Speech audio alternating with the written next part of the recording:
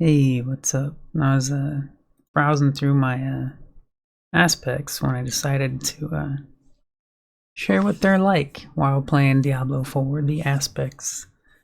I'm a bit sleepy right now, but it's on my mind, you know. Anyways, still on the Necromancer as I was with the previous video.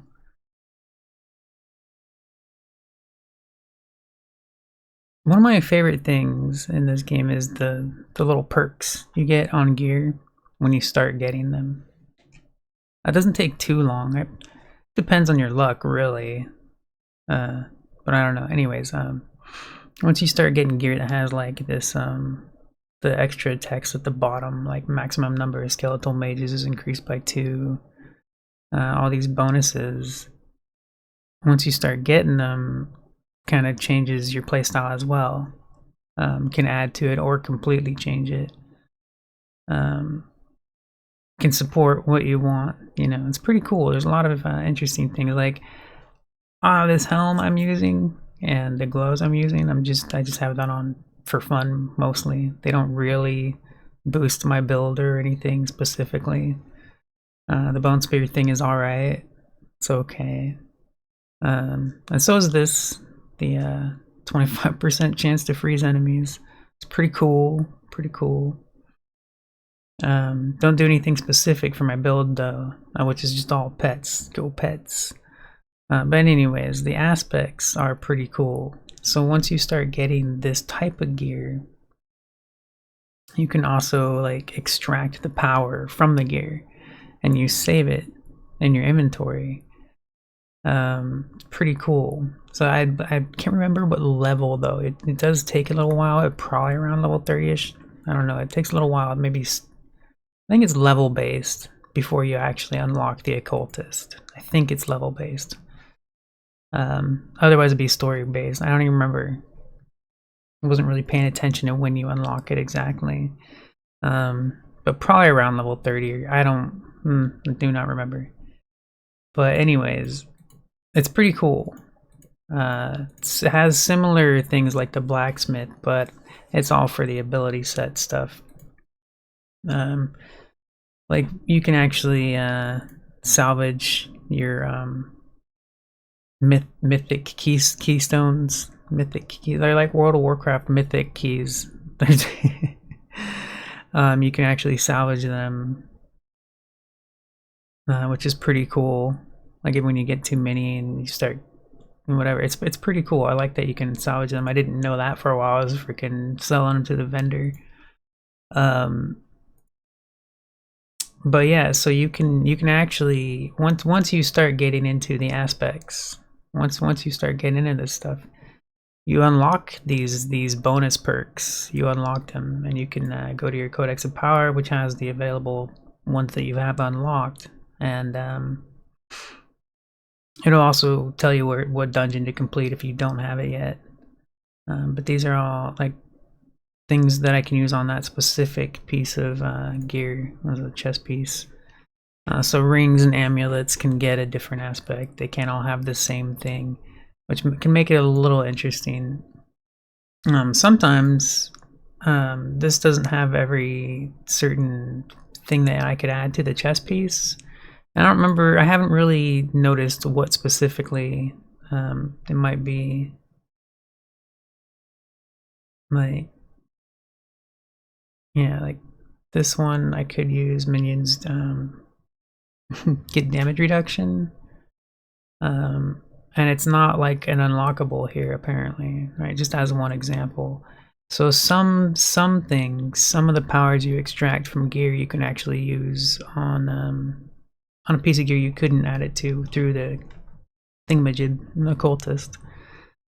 So you do that from inventory instead. I would come over here and do that to extract or to change the power. I can change the bonus on it to a completely different one if I want to.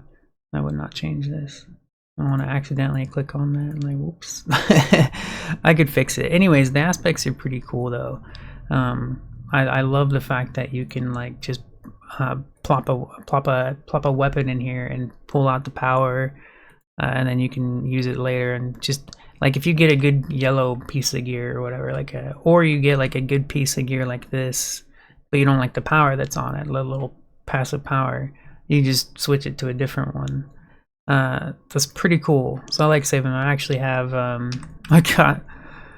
I just saw earlier they're going to be changing the stash size. We need a lot of stash. This was with my sorcerer. Yeah, my sorcerer had a lot of stuff saved. It's definitely looking forward to some more stash. As far as one thing that I was thinking about in my previous video, I didn't mention it in my previous video, and I was like, oh yeah, I forgot to mention that. I was talking about the Paragon stuff. One thing that I find a little bit more interesting to me anyways, is I'm like, I would rather like have 2 different source characters with 2 different builds than to go through this system in order to change it every time. But also at the same time, I wouldn't mind doing that. You know, I don't mind re-leveling another character and going a different build. That's exactly how we played Diablo 2. Especially because you could not reset your skills. But anyways, yeah, so blah, I don't remember why I was saying that. It's a cool game though, it is. I still think D3 is better overall, but there's just it's kind of, I think more than anything is more nitpicky, you know. There's a lot of, but that's whatever. A lot of complaints, but whatever. This is a really good game. I know I was gonna say something else and I can't remember what now. But anyways, I just wanted to show the aspects that you can pull them out of your gear once you start getting this stuff. It'll be a while though before, especially before you can start really paying for it. You'd probably be into that. Like if you're playing the game normally, you probably wouldn't be until like level 50-ish, around there before you start making some real like monies, I guess. But yeah, eventually you'll be rich and just be swapping these out like they're nothing, you know. But also some of these powers, these like passive abilities and whatever, like some of them are pretty rare. So you don't get them as often. So I have like, I make sure that I have the extra skeletal mages and warriors. I have like, actually I started scrapping the warriors ones. I get way more warriors than I do mages. But anyways, yeah, I was holding on to these because I want to make sure that if I get an upgrade, I definitely want to have that. The same as this one too. This every 8 seconds your mages cast a blizzard that deals extra damage. That's pretty badass. Like it's pretty badass. It's funny, man. This necro build is funny. This is the most powerful necromancer when it comes to the pets out of the games that I've played so far. Oh, 3 was excellent. But I don't know, the pets in this one, they definitely do a lot of damage, especially when you get into the Paragon traits. Like there's a lot of extra pet damage in there, like a lot. So it's pretty fun. Like but you know, you really as the petomancer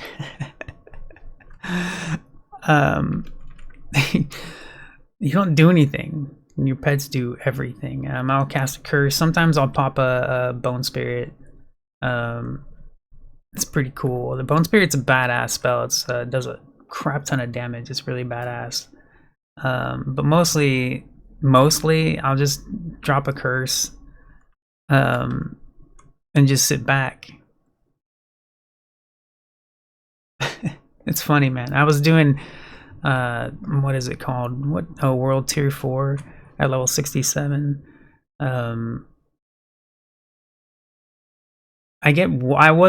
finally got Fortify with my character, so I got a little bit more shielding going on, but I was getting one shot like all over the place, but I was destroying stuff. Like if I wasn't, like, you know, my pets were just murdering. That happens sometimes when you're playing a build like that, right? Like you're just like, that's why you get one shot, because you're not where you belong, but like you're kicking everything's ass, you know. It's funny. Anyways, went off topic a bit there. Just wanted to show the aspect stuff. It's pretty cool. All right, so I'm gonna go now. Talk to you later. Bye bye.